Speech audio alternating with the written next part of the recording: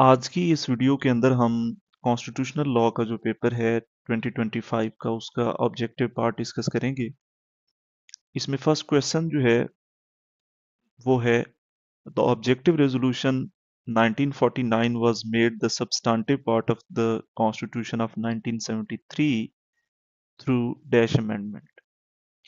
Objective resolution जो सबसे पहला कॉन्स्टिट्यूशन बनाने की तरफ कदम था, लियाकत अली खान ने 7 मार्च को कॉन्स्टिट्यूंट असेंबली के अंदर प्रेजेंट की और उसके बाद उसकी बुनियाद पर एक बेसिक प्रिंसिपल कमेटी जो है वो बनाई जिसने अपनी रिपोर्ट्स पेश की और ऑनवर्ड 1956 के कॉन्स्टिट्यूशन का प्रोसेस इनिशिएट हुआ। इसको ज़ियाउल हक ने 1985 के अंदर 8th अमेंडमेंट के जरिए कॉन्स्टिट्यूशन के आर्टिकल 2A के जरिए सब्सटेंटिव पार्ट बनाया। सब्सटेंटिव पार्ट होता है जो कि राइट्स एंड ड्यूटीज को वाज़ेह करता है और ये इन्फोर्सेबल पोर्शन बन जाता है, यानी आप किसी भी कोर्ट को अप्रोच कर सकते हैं या उसकी रेमेडी सीख कर सकते हैं वो सब्सटेंटिव पार्ट बनने के बाद। सेकंड क्वेश्चन है no person shall be compelled to do that which the law does not require him to do is proclaimed in the Constitution 1973। ये करेक्ट आंसर जो है वो है आर्टिकल 4। ये एक हर एक इंडिविजुअल को बराबरी की बुनियाद पर डील किया जाएगा, ये कॉन्स्टिट्यूशन ऑफ पाकिस्तान 1973 डिस्कस करता है। According to the constitution of Pakistan 1973, loyalty to the state of Pakistan is the basic duty of every. हर एक शहरी की ये बेसिक ड्यूटी है कि वो लॉयल रहेगा। अगर वो लॉयल नहीं रहता किसी भी सूरत के अंदर या कोई भी इस नौइयत का, जैसे कॉन्स्टिट्यूशन को एब्रोगेट करने के बाद मुशर्रफ के ऊपर मुकदमा आर्टिकल 6 ट्रेजन की बुनियाद पर चला, तो उस जुमरे में आ सकता है। नेक्स्ट क्वेश्चन है जी, article 9A was inserted in the constitution of 1973 for a healthy environment through dash amendment. ये अक्टूबर 2024 के अंदर जो रीसेंट अमेंडमेंट हुई है 26 अमेंडमेंट, उसके अंदर ये आर्टिकल 9A शामिल किया गया है जो कि हर एक इंडिविजुअल को हेल्थी इन्वायरमेंट का राइट भी देता है along with the rest of rights which are incorporated in the constitution. Next है जी, the double jeopardy the double jeopardy has been prohibited in the constitution 1973। आइन का जो आर्टिकल 13 है वो ये कहता है कि किसी भी ऑफेंस की बुनियाद पर 2 दफा सजा नहीं दी जा सकती किसी इंडिविजुअल को। ये डबल जेपर्डी कहलाती है। सेम ऑफेंस और उसके लिए 2 दफा सजा नहीं हो सकती, आर्टिकल 13। नेक्स्ट क्वेश्चन है जी, article 19A of the constitution of 1973, every citizen shall have access to information. ये राइट टू इंफॉर्मेशन एक एक्ट RTI भी बना हुआ है जिसमें हर एक ऑफिस के अंदर मुख्तलिफ ऑफिसर्स भी डेजिग्नेट किए जाते हैं। एंड यू मस्ट नो कि it is the right of every individual to seek all the information about an organization that is public. लेकिन एक चीज उसमें है कि जो पब्लिक इंपॉर्टेंस के मैटर्स हैं, तमाम मैटर्स नहीं, ना ही प्राइवेट मैटर्स, पब्लिक इंपॉर्टेंस के जो मैटर्स हैं उनको। नेक्स्ट क्वेश्चन है, the member of the national assembly elected as prime minister must be Muslim is required under article 91। 1973 के कॉन्स्टिट्यूशन के अंदर प्राइम मिनिस्टर प्रेसिडेंट दोनों का मुस्लिम होना जरूरी है।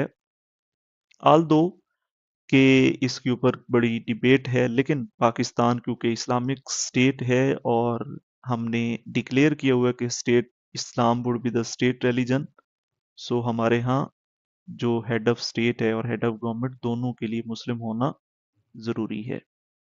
नेक्स्ट क्वेश्चन है, the chairman of senate shall act as president if the office of the president becomes vacant by the reason of। अगर वो रिजाइन करता है, उसकी टर्म जो है वो एक्सपायर हो जाती है, या कोई भी नया ऑफिस में नहीं आ रहा होता, किसी भी सूरत में इन तमाम केसेस के अंदर जो है वो करेगा। यहाँ पर ऑप्शन नन ऑफ दीज दिया हुआ था, वो गलत है, ऑल ऑफ दीज होना चाहिए, क्योंकि इन तमाम सूरतों के अंदर प्रेसिडेंट की जगह पर जो है वो सेनेट का चेयरमैन एक्ट करेगा, जैसा कि 1988 के अंदर ज़ियाउल हक की डेथ के बाद गुलाम इसा खान चेयरमैन सेनेट थे, जो कि प्रेसिडेंट बने। नेक्स्ट क्वेश्चन है the person presiding over the national assembly shall not cast his vote except in case of. जो प्रिजाइडिंग ऑफिसर होता है, जिसको स्पीकर या डेप्टी स्पीकर या कोई और भी अगर मेंबर प्रिजाइड कर रहा है, तो वो उस वक्त तक वोट कास्ट नहीं करेगा जब तक कि जिस इशू के ऊपर, जिस बिल के ऊपर वोट कास्ट किए जा रहे हैं वो बराबर हो जाएं। अदरवाइज किसी भी सूरत के अंदर वोट कास्ट नहीं करेगा। Mister A was elected as a senator but resigned from the office just after 5 months of his election। एक सेनेटर मुंतखब हुआ, उसने 5 माह के बाद जो है वो रिजाइन कर दिया। उसकी जगह मिस्टर बी जो है वो उसी सीट पे ऊपर सेनेटर बनता है, तो वो कितनी देर के लिए सेनेटर रहेगा? यानी कि वो नेक्स्ट 6 ईयर्स के लिए रहेगा, जो कि टेन्योर है सेनेट के, एक सेनेटर के लिए, या जितना उसका टाइम पीरियड रहता है। तो जितना टाइम पीरियड रहता होगा उतनी देर के लिए वो सेनेटर रहेगा। जब भी 3 साल होते हैं तो हाफ, हमारे यहाँ जिस तरह से हर जो है वो 3 साल के बाद सेनेट के इलेक्शंस होते हैं, तो उसमें वो उसी तरह से रिप्लेस होगा जैसे कि बाकी रिप्लेस होंगे। A money bill regarding the federal government shall only be originated in national assembly। ये याद रखें कि दुनिया के ज्यादातर, बल्कि तमाम कॉन्स्टिट्यूशंस के अंदर मनी बिल, फाइनेंस बिल हमेशा लोअर हाउस, जो कि पीपल्स बॉडी है, उसमें इनिशिएट किया जाता है। यूएस के अंदर सेनेट पावरफुल है, स्टिल जो मनी बिल है उसको उनका जो हाउस ऑफ रिप्रेजेंटेटिव्स है वो डील करता है, जो कि लोअर हाउस है। नेक्स्ट क्वेश्चन है the mechanism of determining the authority of the provincial government under the federal system of Pakistan has been provided under the article 137। 129 के अंदर बताया गया है कि गवर्नर के नाम पर चीफ मिनिस्टर इस पावर को एंजॉय करेगा, लेकिन वो कौन से इख्तियारात, किस तरह से इख्तियारात की जो आर्टिकल डील करता है वो 137 है। नेक्स्ट है जी, collective responsibility is one of the major principles for successfully working of the parliamentary system. Parliamentary system जो है वो एक कलेक्टिव रिस्पॉन्सिबिलिटी है। सो ये कलेक्टिव रिस्पॉन्सिबिलिटी का जो रेलेवेंट आर्टिकल है वो है 90। उसके बाद नेक्स्ट क्वेश्चन है जी, full faith and credit shall be given to public acts and records and judicial proceedings of every province throughout। जितने भी इस तरह के सरकारी डॉक्यूमेंट्स और तमाम हैं, उन वो तमाम के तमाम पूरे पाकिस्तान के लिए उनको जो है वो क्रेडिट दिया जाएगा, और जो जुडिशियल प्रोसीडिंग्स को, वो सिर्फ उस सूबे की हद तक नहीं होगा। उसके बाद नेक्स्ट है जी, the ordinance promulgated by the governor of a province stands repealed at the expiration of 90 days। अगर प्रोविंशियल असेंबली उसके बाद रेजोल्यूशन के जरिए उसको एक्सटेंड करती है, तो वो कितनी दफा एक्सटेंड किया जा सकता है? तो वो एक दफा एक्सटेंड किया जा सकता है। और ये याद रखें कि अब जब प्रेसिडेंट ऑर्डिनेंस जारी करेगा, तो नेशनल असेंबली और सेनेट जब दोनों में से कोई एक भी सेशन में होगा, तो वो ऑर्डिनेंस जारी नहीं किया जा सकता 18th अमेंडमेंट के बाद। इससे पहले ये था कि जब सेनेट का इजलास चल भी रहा होता था तो प्रेसिडेंट ऑर्डिनेंस जारी कर देते थे।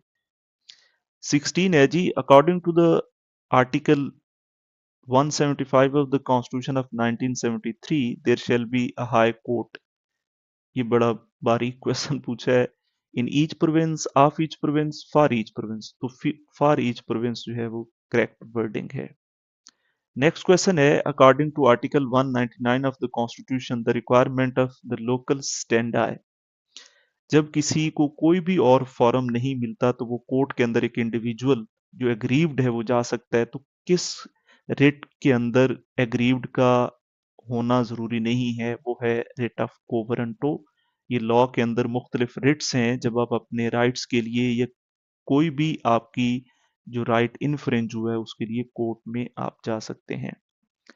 नेक्स्ट है जी, besides the express legislative power specifically designated to the congress, American congress को जो पावर्स कॉन्स्टिट्यूशन के अंदर दी गई हैं उनकी बात कर रहे हैं। उसके अलावा it also exercises certain powers which are called implied powers. Implied powers के जरिए अमेरिका के अंदर फेडरल गवर्नमेंट बहुत ज्यादा मजबूत हो जाती है। हालांकि फेडरेशन है और कॉन्स्टिट्यूशन जो है वो उनकी स्टेट गवर्नमेंट को भी एम्पावर करता है, लेकिन इसके जरिए उनकी जो फेडरल गवर्नमेंट है वो बहुत पावरफुल हो जाती है। आर्टिकल 1 सेक्शन 8 डील करता है।